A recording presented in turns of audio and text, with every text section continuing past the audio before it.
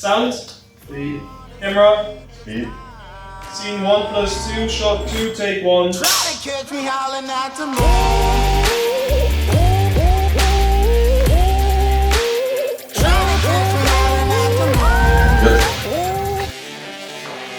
Hey there! We have created a short film for the Light This Location competition, and it's called Laundromanic. Let's take a look at how we shot it. We shot this film on a Sony FS7.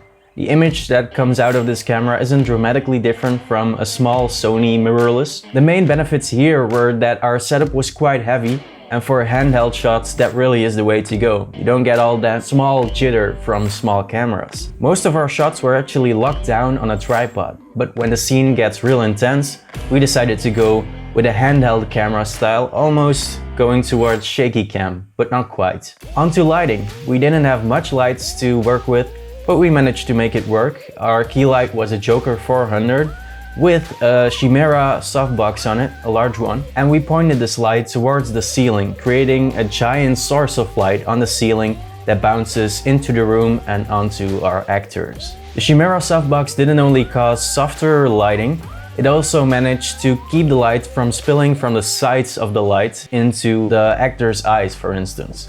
This way, we just had the light pointed up at the ceiling, and the ceiling became our new source of light. For the fill lights, we decided to go with a green light, and this represents the neon signs coming from the outside inside of the laundromat. I actually made this light myself. It's a fully DIY RGB light. It's made from a LED strip and a DIY controller, and it worked pretty well. The bench in the foreground of the frame didn't actually catch a lot of light since the key was far away from it. So we decided to get an Aperture LS Mini 20C and point it towards it. We decided on what the color temperature could be, what the beam angle should be, and what the intensity should be.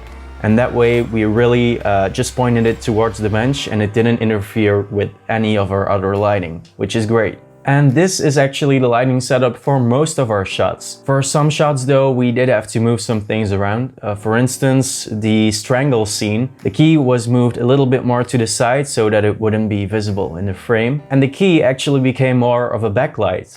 And that way there was no light at all hitting the face of the alien. So again, we just took an aperture light and just put it on the minimum stand, and it just made sure that we had a bit of exposure to work with. Oh, and did you catch the word accent in our film? We decided that accent would be a great name for a laundry detergent, so we created one, we created a logo. And since this is a world where aliens just walk into laundromats, why not have a talking vending machine? I mean...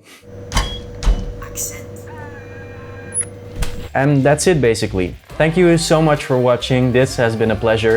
It was really great to work with all my friends on this film. So, until next time, bye bye.